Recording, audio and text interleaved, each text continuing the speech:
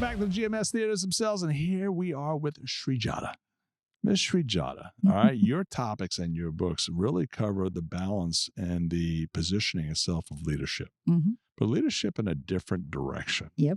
Leadership with a different kind of twang, all right, and a different type of objective. All right.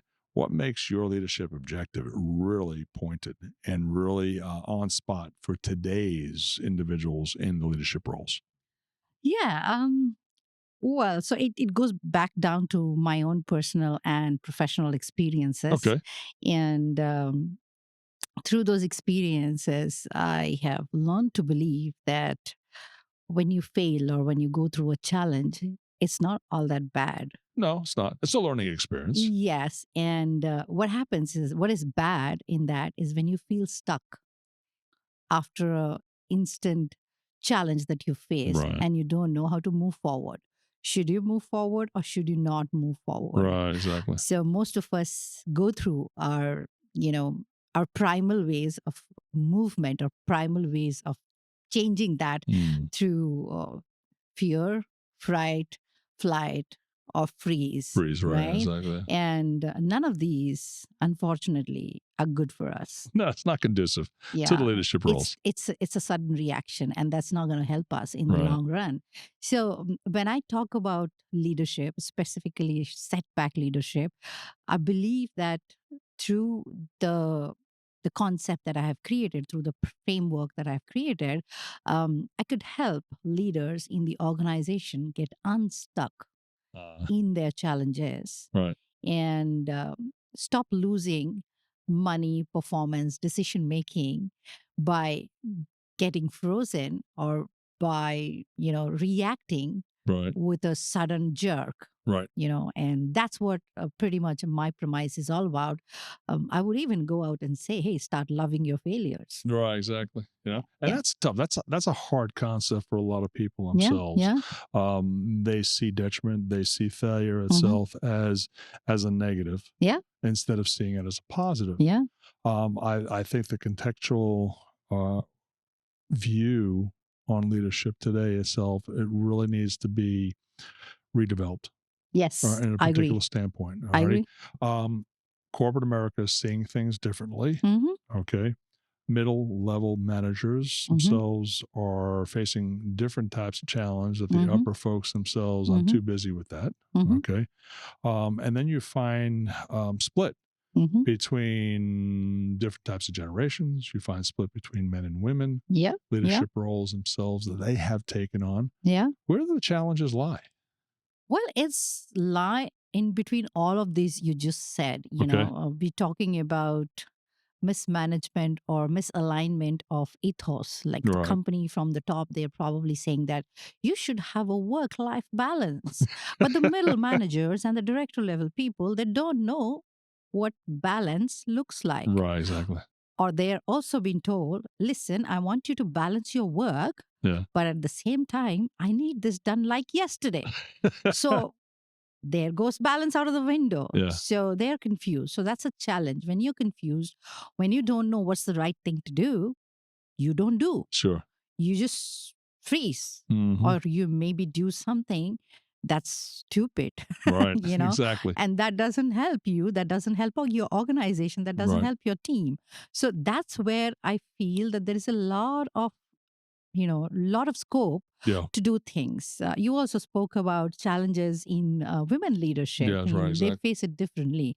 And the way our country right now is going in America. We can have hours and hours of conversation here. I gotcha. So that's another space where I can talk about how the framework that I come with can help, and it's all about, okay, we see a challenge. How do we work with that challenge? In a way that it becomes an opportunity, becomes a gift instead of there goes another challenge. Sure, right, exactly. Something like that. So that's the premise of the whole work. Corporate America has seen some changes out there, and we were just talking about the women in corporate America.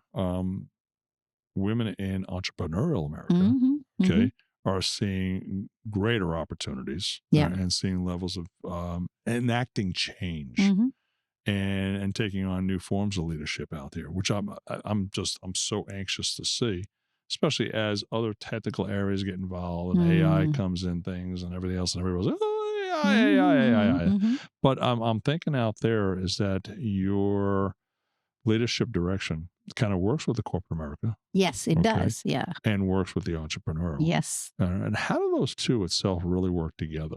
I mean, they're two separate entities. You mean entrepreneurship and Yeah, corporate exactly. America? Yeah. Well, the place where these two, I would say intersect, Intersect, yeah, right. is where it's all about frugality. Okay. The current system that we are in, the current, the world that we are in, is going to see more and more disruptions. Yeah, right. So I did one very interesting study just after the COVID, and I was trying to figure out something that I call the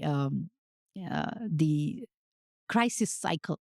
Okay. Like talk about your Great Depression, or Right. the Spanish fever that happened, and then of course COVID, and beyond that now AI and all of that. Mm, So if you see the time gap between one challenge to another right. was larger Sure. in the last 100 years. Sure. But since 2020, or maybe since 2010, things have really gotten faster. Sure. Right now, the corporate America and its leaders are Hmm. overwhelmed and overworked and overstressed because the crisis cycle that they have to deal with has reduced. So they Yeah. don't have a breathing room in between. Sure. Same thing happens to entrepreneurs. They have been doing it all, and hustling and doing everything. I have been myself an entrepreneur before being a speaker Right. myself.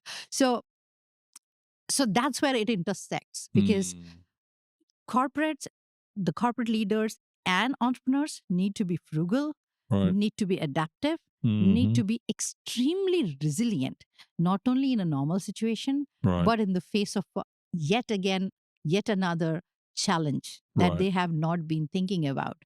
Like AI came and swept all of us are on our, I mean, out of our feet Yeah. in like what, 2 years, three Yeah. We're years? still in infancy stage on it, Exactly. I mean, in the infancy stage, it's like sweeping off our feet. Like, imagine what will happen 5 years down the line or 10 Right. years down the line. Are we ready for it? I'm not quite sure. Yeah. So I'm not that's quite where there's a sure. lot of work. My crystal ball broke, without a doubt. But I think crisis and managing that crisis Yeah. are already inside that world of Mm-hmm. entrepreneur or Mm-hmm. corporate America. All right, gives us that opportunity itself to really, all right, what's the process? What's Yeah. the plan? What's the procedures Mm-hmm. themselves we have to follow? We know there is anticipation. There's always going to be economic heartache. Yes. There's always going to be downturns and upturns and everything else like this. And if you don't believe in that, leadership may not be your thing. Okay.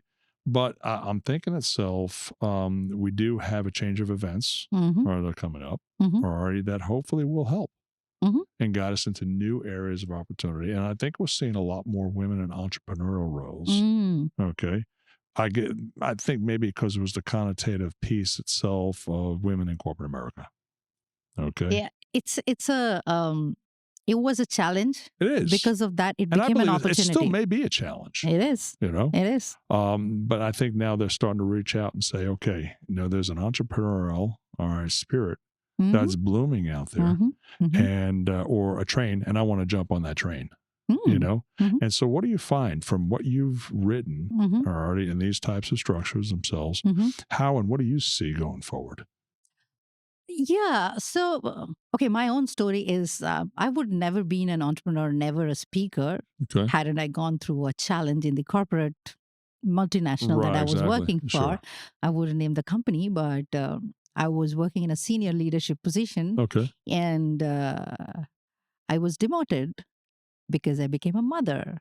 Ah. So you get it, right? Yeah, I And got that it. became my biggest challenge or rather a challenge that kind of changed the trajectory of my career. Sure. And that happened with a lot of women out there, and it's still happening, Yeah, it's a knee jerk reaction Yeah, from the uppers, all exactly. right, and And from corporates. so yes, it is a challenge, but it is a huge opportunity for that entrepreneurship mindset or entrepreneurial Right. mindset that takes us forward. And I feel that in today's age and time, not only women, but Mm. everybody should have that mindset. Yeah. It's like, okay, come what may, I will rise again. And I will rise from my ashes every single time. Good. And once you have that mindset into you, and no matter what comes in your way, you will see a way out of it. Sure. And you will grow because of that. I keep saying this proudly that if I didn't go through the challenges that I've been through in my life, Yeah. and believe me when I say this, I've been through Right. plenty. Right. Exactly. And I wouldn't be here. I wouldn't be talking to Sure. you. Right. I Exactly. wouldn't be an author. I wouldn't be, a Right. speaker or any of those things if those challenges didn't come my way. Sure. I would be comfortably sitting in my lavish corner office, working for corporate America Right. and raking a lot of salary. That's what I That's would right. do. But that's what challenges and the hidden gifts or the opportunities inside that can Right. do for you. Good. You wouldn't be the miracle phoenix that you are Yeah, today. absolutely. Without a doubt. From ashes you are, and Oh, from a life you've become. Without a doubt. exactly. Yeah. How do people reach you?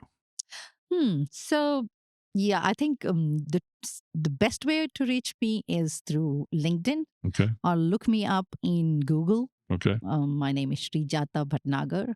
It sounds like Hey Siri, that kind of a thing. I keep telling people in this country that, come on, if you can't call me Srijata, call me Hey Siri and I will respond. So Srijata Bhatnagar, you can search me up on Google, or LinkedIn is a great way to Good. be in touch with me, or my website, which is my first name, which is srijata.com. Good. As simple as that. Superb. So, yeah. I think a lot of folks themselves really need to understand what you bring to the table. Mm-hmm. All right. And how they can apply it.